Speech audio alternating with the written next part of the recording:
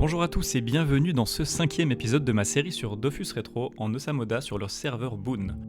Les amis, nous sommes dans un premier tournant de cette aventure car désormais je suis un Osamoda feu pour de bon. Alors je vous retrouve là où je vous avais laissé la dernière fois, sur une map que je trouve jolie et sur laquelle j'ai passé pas mal de temps déjà à récolter le riz. Je vous avais laissé au dernier épisode sur un rapide aperçu de mon nouvel équipement, et on va commencer tranquillement l'épisode en passant en revue toutes ces nouveautés.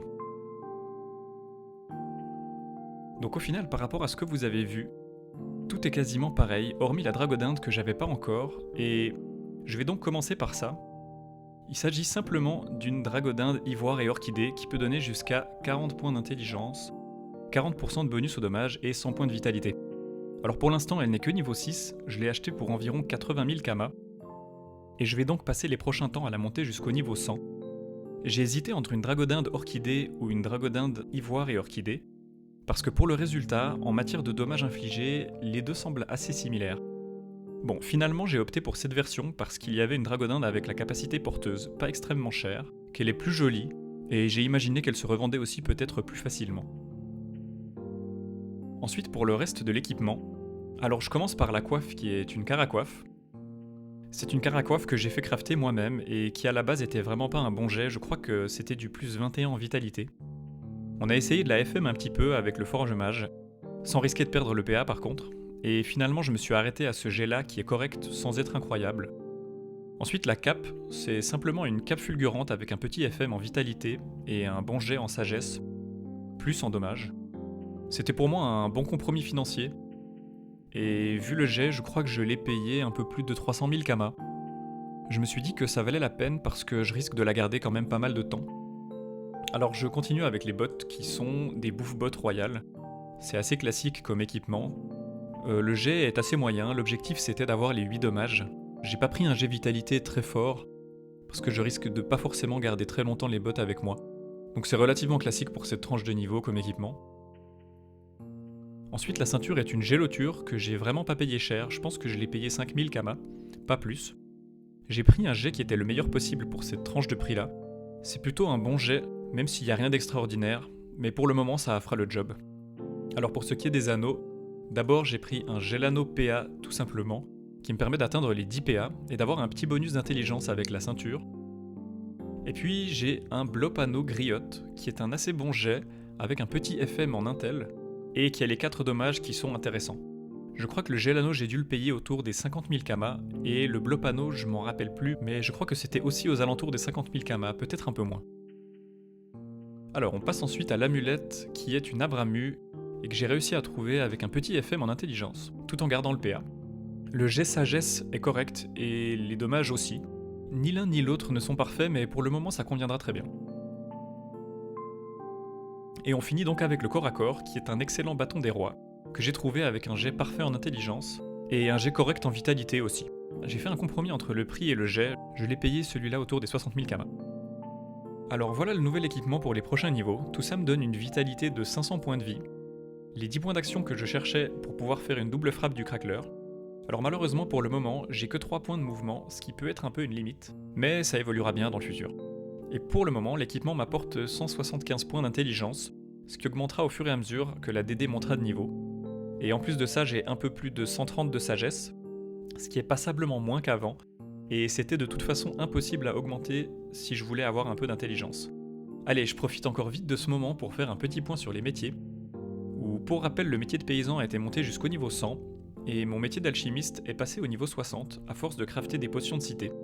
Je vous avoue que c'est tout ce que j'ai fait avec le métier jusqu'à maintenant, c'est uniquement crafter des potions.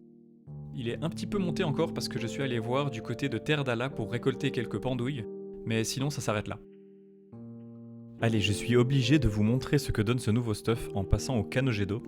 Et comme vous voyez, désormais avec la frappe du crackler, j'inflige entre 80 et 140 dégâts, ce qui fait entre 160 et presque 300 dégâts par tour. J'ai mis quelques coups de corbeau aussi pour terminer, et ça a frappé entre 20 et 40 dommages.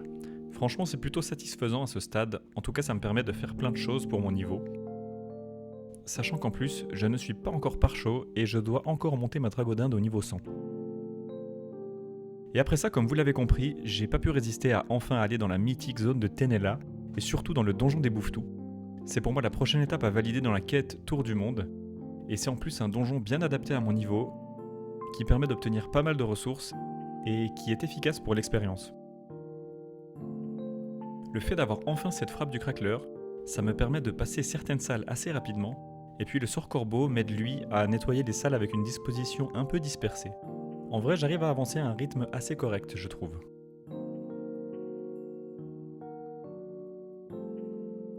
En fait, ce qui ralentit un peu la progression dans le donjon, ce sont les 2 premières salles, où le sort corbeau manque encore un petit peu de portée pour atteindre les bouffetons dès le premier tour, et le fait de laisser jouer les monstres, ça fait que le combat prend plus de temps que si j'avais une classe Opti avec un mode Opti. Ça avance bien, en plus, comme d'habitude, je fais attention aux challenges, et j'arrive à en gérer pas mal. Ça devient aussi plus chouette pour moi quand on arrive dans les salles où il y a des bouffetous, parce qu'ils ont une IA qui n'est pas fuyante, contrairement à celle des bouffetons. Bon, et pour la question des challenges, je me rends bien compte que je pourrais peut-être laisser de côté certains challenges dans les premières salles pour essayer d'aller un peu plus rapidement.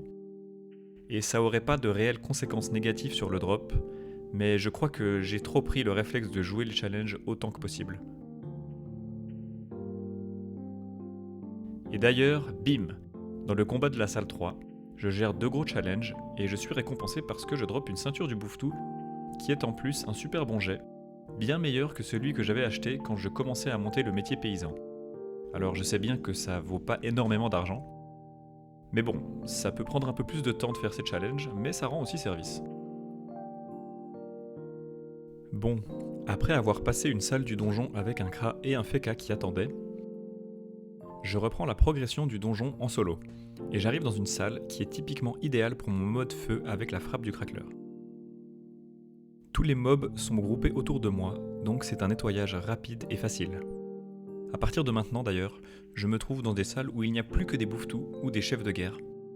Mais donc justement, ce sont des salles où même si j'arrive pas à nettoyer à partir du tour 1, ce qui veut dire que les mobs vont jouer, au moins ils s'approchent de moi et ça me facilite la tâche. À part ça, maintenant que j'utilise cette fameuse frappe du craqueleur, je me souviens à quel point l'animation de ce sort est un des plus badass de Dofus Retro. Je trouve que ce point qui tombe au sol et qui est suivi par un jet de pierre, ça fait très très classe. Au fur et à mesure que je m'approche de la salle du boss, les groupes de monstres commencent à devenir intéressants par rapport à l'XP que ça peut apporter. Jusqu'à maintenant, c'était surtout le drop qui était intéressant, mais dès les salles avec les chefs de guerre, il y a moyen de gagner un peu d'expérience quand on est au niveau 60. J'arrive à l'avant-dernière salle du donjon, et c'est une salle qui peut être intéressante pour moi vu la disposition des monstres. Par contre, comme je l'ai dit en début d'épisode, le fait de n'avoir que 3 PM m'empêche de profiter du regroupement des mobs. Bon, après je m'en sors quand même très bien. Ça signifie simplement que j'attends que le premier tour se passe pour que tout le monde s'approche de moi, et ensuite tout se déroule tranquillement, comme d'habitude désormais.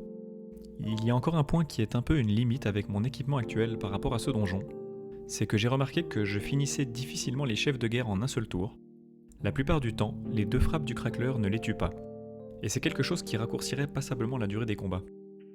Bon, allez, on est parti pour la salle du boss, et je remarque déjà que je suis tombé sur un bouffetou royal au niveau 35, donc le plus faible possible. Je remarque aussi que mes challenges ne sont pas évidents du tout. Le premier challenge aurait pu être géré si justement j'étais capable de one-shot les chefs de guerre, malheureusement c'est pas le cas.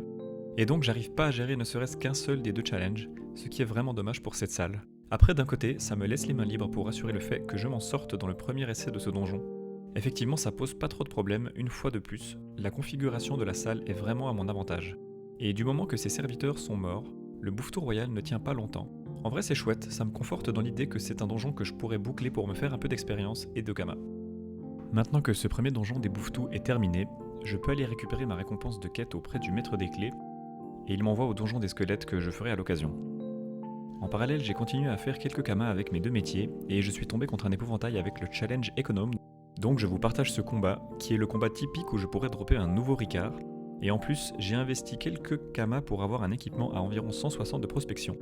Mais comme vous le constatez, rien du tout, je ne drop pas la fameuse récompense. Et c'est d'ailleurs le cas la plupart du temps, il faut pas l'oublier, même si je vous partage plutôt mes succès. Alors, pour enchaîner et découvrir une nouvelle zone, j'ai voulu aller me frotter aux monstres de l'île de Moon, et particulièrement ceux de la plage de Moon, qui sont les plus faibles de la zone et qui sont du coup à ma portée. À mon arrivée sur l'île, j'ai été assez surpris de constater que la plage était très farmée, En fait, il y a un percepteur sur quasiment chaque map, et en plus, la plupart des maps sont aussi déjà occupées par quelqu'un. Moi, je voulais chercher une map avec un placement en mêlée, pour pouvoir enchaîner les combats avec la frappe du craqueleur. Alors j'ai réussi à trouver une map qui semblait libre et qui correspondait à ces critères. Ça m'a permis de faire mon premier combat. J'ai été rassuré par le fait que je gérais tranquillement ces mobs, mais à la fin du combat, j'ai réalisé qu'en fait, la map était déjà occupée. Donc j'ai continué mes recherches et j'ai fini par tomber sur une carte qui était libre, donc j'y suis resté tranquillement pendant je pense une bonne heure. Bon, les combats dans la zone s'enchaînent assez bien, le repop des groupes est assez rapide, et je dirais que la seule subtilité des combats se trouve dans les petits cocos qui enlèvent des PA et qui peuvent m'empêcher de faire mon tour classique de double frappe du craqueleur. Autrement, il n'y a pas spécialement de difficulté, par contre j'ai dû m'acheter du pain pour pouvoir enchaîner les combats, parce que le fait de jouer au corps à corps, ça gratte mes points de vie petit à petit. Pour ce qui est de l'intérêt de cette zone, je crois que je suis un peu biaisé parce que l'expérience va majoritairement vers la dragodinde, mais comme je vous ai dit, j'y suis resté environ 1 heure et j'ai réussi à monter la dragodinde d'une bonne dizaine de niveaux. Donc le gain en expérience a l'air plutôt cool. Et par rapport au drop, j'avoue que j'ai pas récolté grand chose, à part des noix de cococo qui valent un peu de sous, et les troncs de cococo aussi. Mais malheureusement pas mal de choses sont parties pour les percepteurs, notamment des parchemins de métier que j'ai vu passer plusieurs fois dans leur ligne. Quoi qu'il en soit, nous allons nous arrêter là pour cet épisode. Au cours du prochain épisode, j'ai prévu plusieurs choses, notamment la découverte de nouvelles zones, potentiellement sur une grande île, pour laquelle je vous laisse encore un peu de suspense, et aussi éventuellement l'exploration de nouveaux donjons. En attendant, je vous remercie d'avoir regardé cette vidéo, et je vous dis à tout bientôt.